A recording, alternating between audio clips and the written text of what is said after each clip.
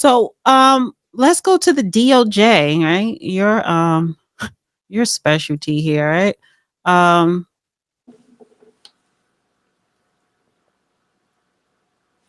DOJ, Trump's DOJ drops Biden era lawsuit against Maryland State Police alleging discriminatory hiring. So that the title is catchy, right? Oh my God, they're gonna drop the Maryland discriminatory hiring lawsuit, but not so fast because I started reading the article.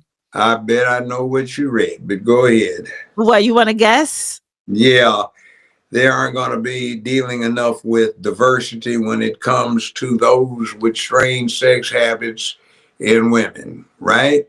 Yes and no. So it says one of Trump's early targets has been DEI. Back in 2024, the Biden-led Justice Department sued Maryland State Police for requiring all trooper candidates to pass a written and physical fitness test, which they claim had the effect of disqualifying Black and female applicants from the hiring process at significantly disproportionate rates. The Maryland State Police later agreed to settle the lawsuit by adopting new non-discriminatory written and physical fitness tests.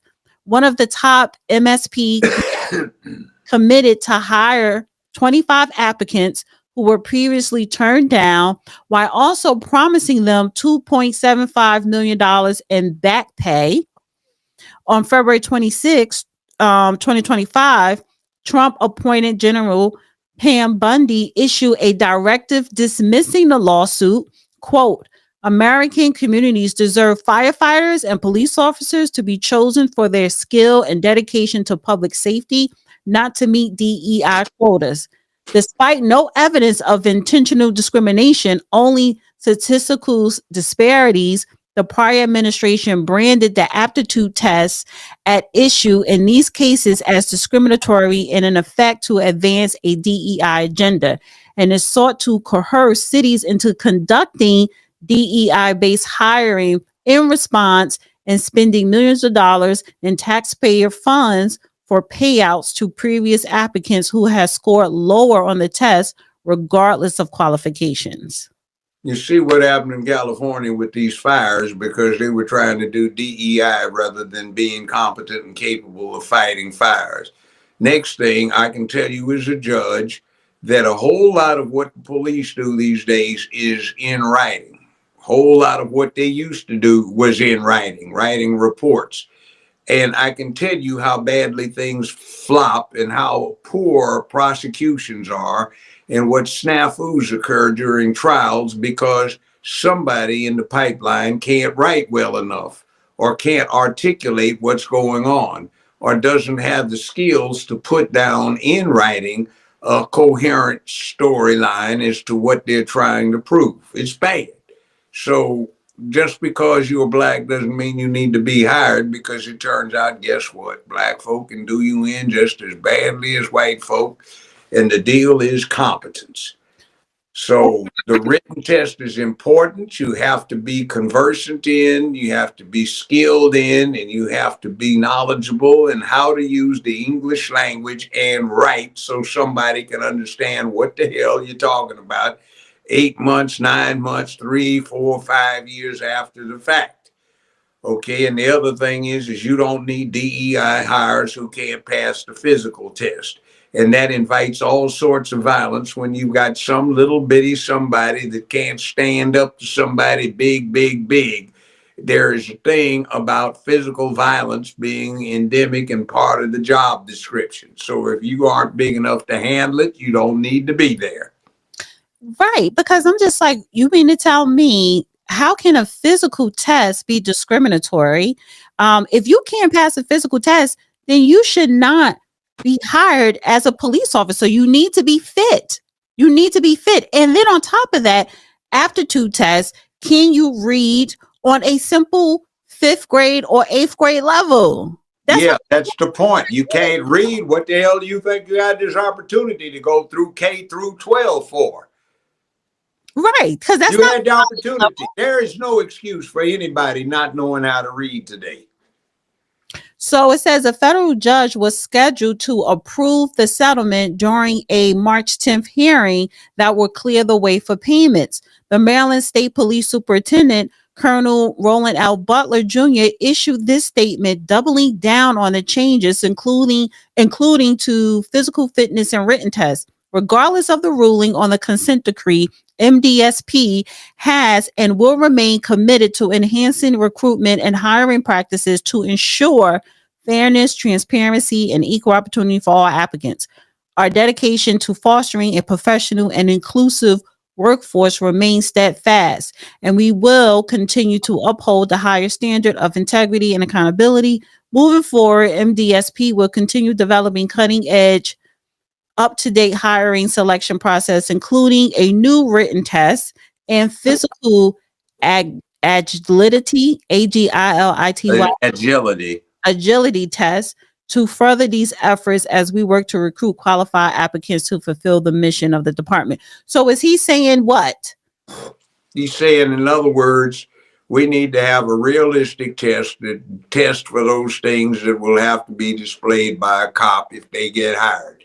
Cops spend most of their time doing what? Writing reports. People don't realize that. They sit down and they have desks and they have to write a report. When they have an arrest, we, the below sign officers, did respond to a call from dispatch to the below described address, and they have to give it.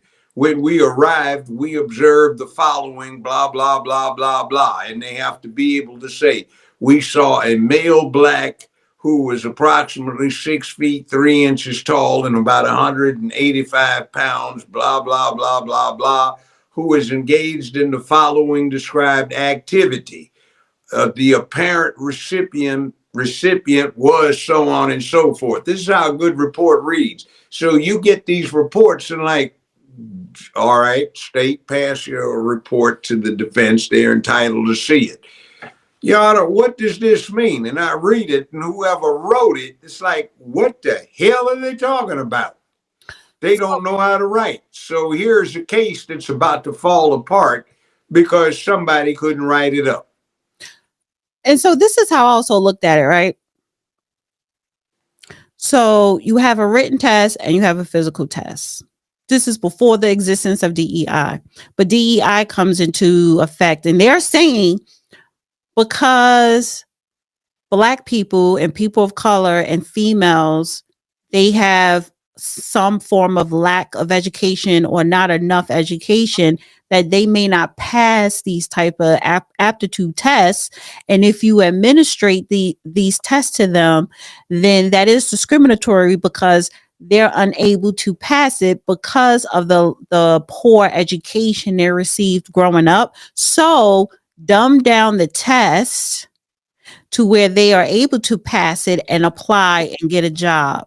And then the same people that want them to do that are upset because they live in a high crime area, and then the criminals can't be successfully prosecuted because the cops that arrest them can't write the report up.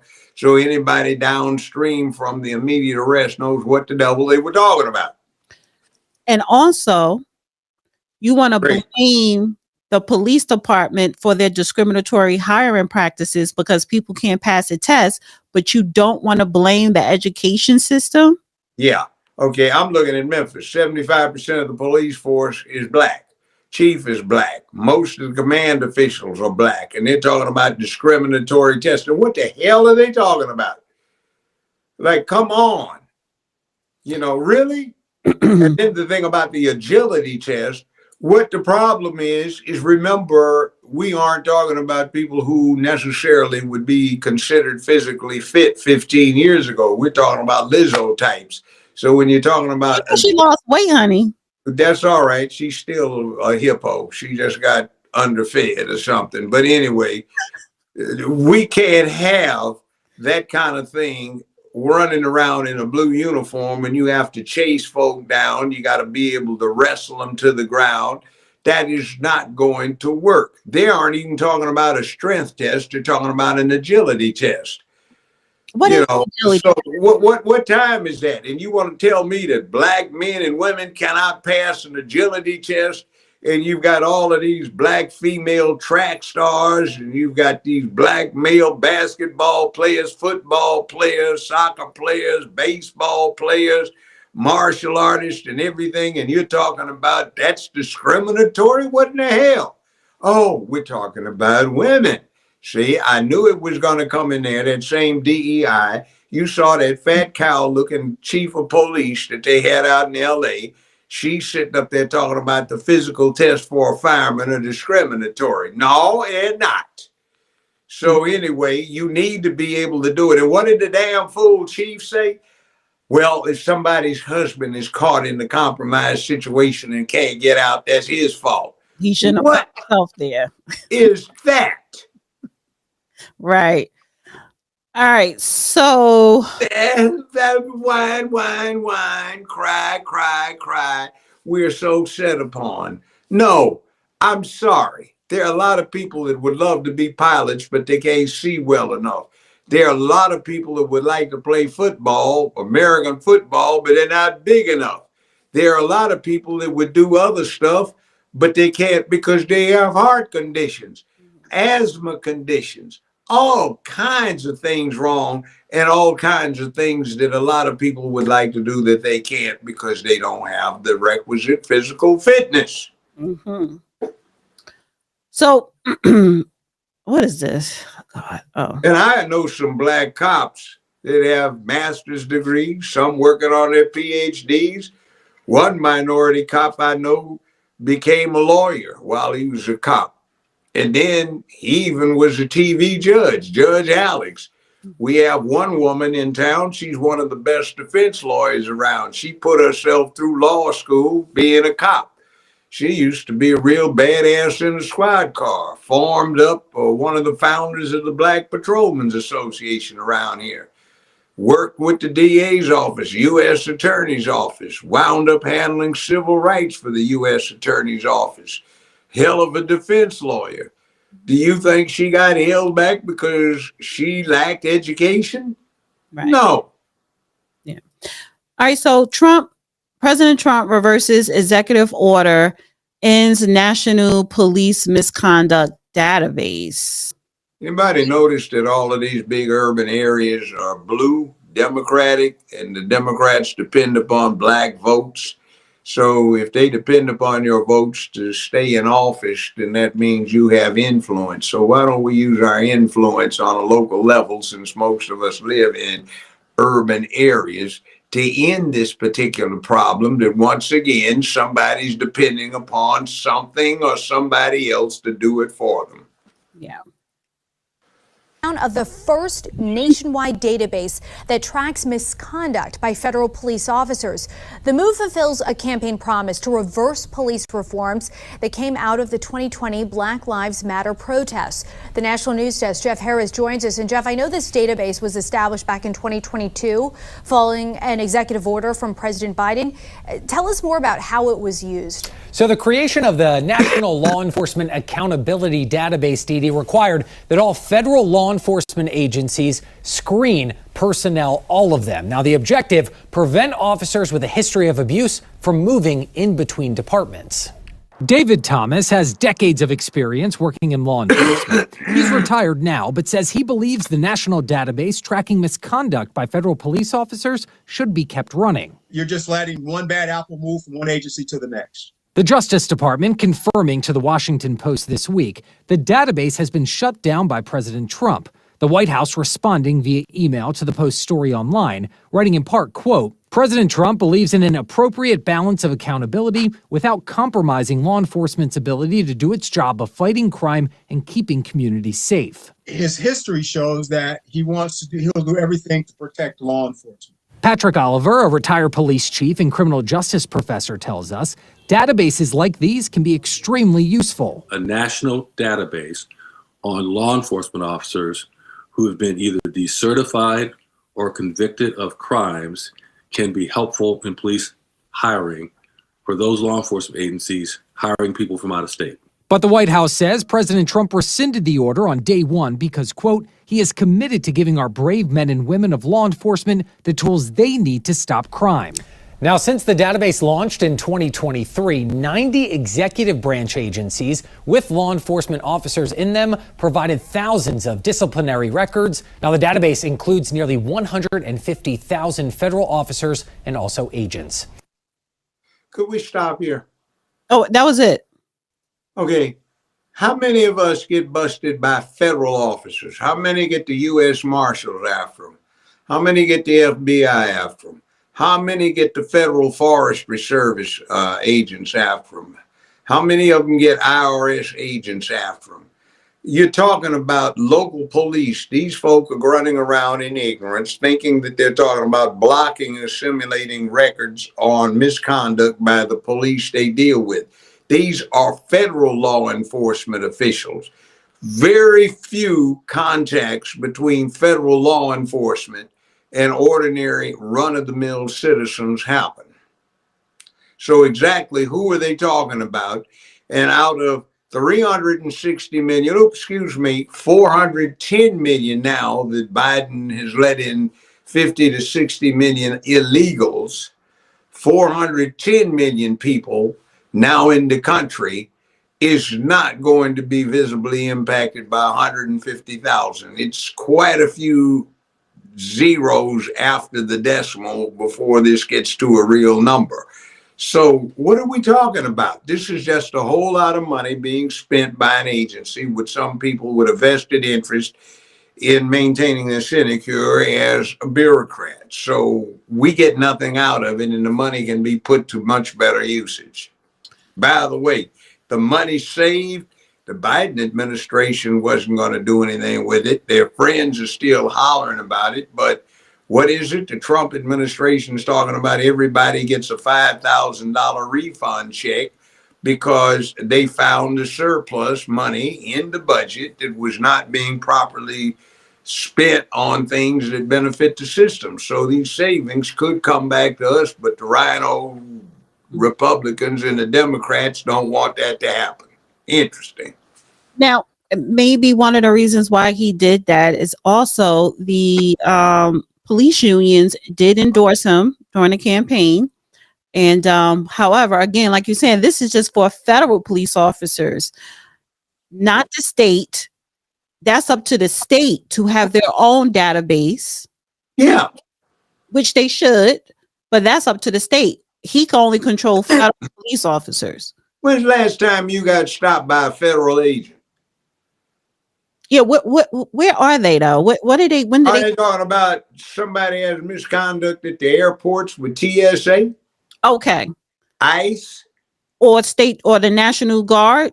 No, that's not National Guard. These are federal law enforcement. They work for the executive agency for the president. So are we talking about ICE agents, TSA agents, FBI, IRS, Secret Service? Or are we talking about what? We talking about U.S. Marshals? Are they going around like they did in the 19th century and busting folk where we need to keep special records on them because they've been brutalizing people? I mean, think about it. True. That's what I'm saying. They take these things that he's doing and smack a sensational headline and people just run with it. They don't understand it's a separation of state and federal government. Are they talking about federal parole officers? No, because there's no more federal parole. So what exactly are they talking about? Because he's already firing all of the IRS armed agents. So. Yeah, they should. That's the mistake they made with the FBI when J. Edgar Hoover blackmailed them into getting armed. Mm-hmm. We did not need the FBI. We could have just slightly expanded the U.S. Marshal's office and left the FBI as an investigative service like we need to leave the IRS. So another thing on Trump, Trump tells governors to enact death penalty for drug dealers. So President Donald Trump, in a sometimes tense meeting, when was this? This was back in February, He was at the nation's governors, pressed them to enact the death penalty for drug dealers and issue a threat to Maine's Democrat chief executive over her state's law protecting transgender people from discrimination. Trump, at the normally styled annual White House get together with bipartisan members of the National Governors Association at their winter.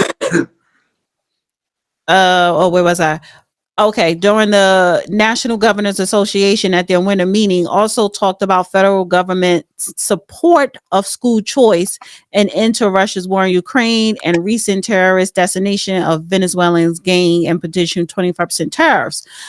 Trump said he plans to start the tariffs April 2nd because he doesn't want to issue them on April Fool's Day. It's going to cost a lot of money to wait one day.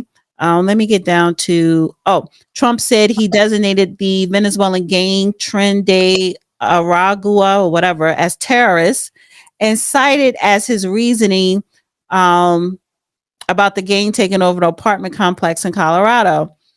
Where is it? I'm trying to get to the point to where. Why would anybody object to a gang being declared terrorist? All right. Well, okay. So the death penalty. So North Carolina McMaster said that a problem his state is seeing is fentanyl being brought in through mail packages from China. Trump said that he had previous conversations with China President Xi Jinping about enacting death penalty for drug dealers in China. If you notice that every country that has the death penalty has no drug problem. Trump, who has often advocated for the death penalty, including for drug dealers, then press the states to take action. Your states have the right to go death penalty also for drug dealers, but only do that if you want to get rid of drugs. South Carolina is a death penalty state, and attorneys for a death row inmate convicted of different types of crime, Brad Seagram said Friday he has selected the firing squad for his scheduled execution, which would be the first in South Carolina. I didn't know they even offer that. Yeah, they do. I think there's, it might be Arizona or Nevada, something like that, that has the firing squad as an option too. It says that he was sentenced to death in 2002 for beating his ex-girlfriend's parents to death with a baseball bat at their Greenville County home, then attempting to kidnap their daughter. Trump said that the federal government plans to roll out anti-drug campaign that shows the brutal impact of drugs on the body. He said the advertisements will be using drugs to destroy your skin. It destroys your teeth. It destroys your brain. It destroys everything, whatever. Well, there is a big debate currently on whether or not all drug usage, drug dealing should be treated as a minor nonviolent offense. Supposedly it cuts back on crime, but I know that cocaine trafficking is big money business, and I had at least 6, 7, or 8, or 9, or 10 first-degree murder cases in my court where the killings were contract killings behind crack cocaine or coke. So it seems that coke dealers get treated differently depending upon their circumstances and what the mythology is behind their cases rather than the reality of how much they were dealing with or how many homicides they caused or planned and plotted and how much money they were making. So would you think that that's a good idea? Let's just say a cartel drug dealer. Do you think they should get the death penalty?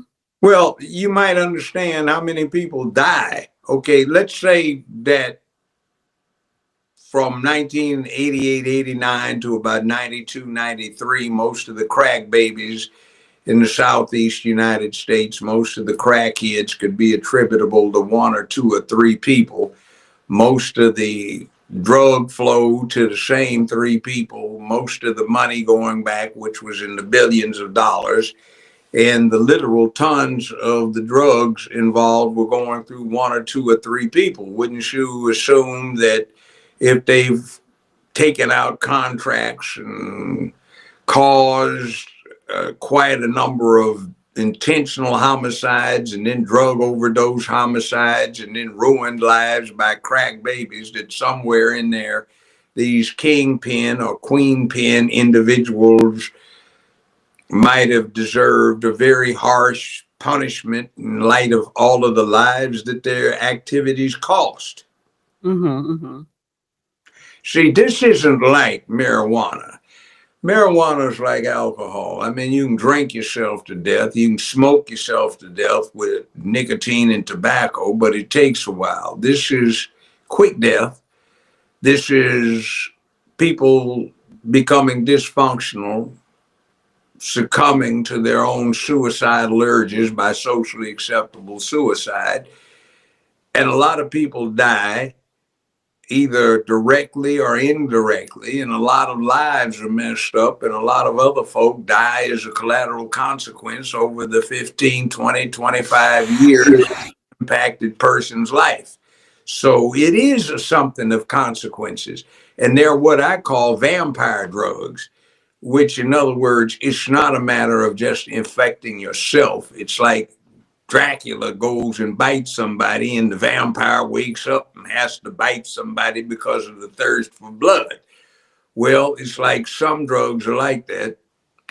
They get bitten and they have to go bite somebody, and that spreads. So, I mean, it's some drugs are not the same as others. They're not just recreational drugs. They are drugs that are ordinarily prescribed or appropriate when somebody is in the most extreme pain as a result of burns, cancer, an operation, wounds, injuries, that kind of thing. So Schedule 1 and Schedule 2 drugs are something that are real nasty. So what do we do about people who engage in the trade of those things and all of the thousands of lives that are impacted? So, I mean, and you're not against the death penalty. I have imposed it. So I've done it. I mean, I don't think it's effective in homicides. Believe it or not, it actually is an incentive to some people to commit murder. They want to die. So if you want to read it, read Mario Puzo's book, The Godfather. There's a discussion in there where Don Corleone is talking to his son, Michael, and explaining about Luca Brasi. And he says, you need to find yourself one. Luca hates his own guts, but he's scared to put the gun to his head and kill himself. So he'll go mess with anybody I tell him to mess with, kill anybody I tell him to kill with, hoping he can provoke somebody to do him the favor of taking his own miserable life. And because I'm the only one, this is what the old Don was telling his son, Michael, that he does not want to be the one that kills him. He'll do anything for me. And he won't squeal, because if he gets the death penalty, that's giving him exactly what he wants.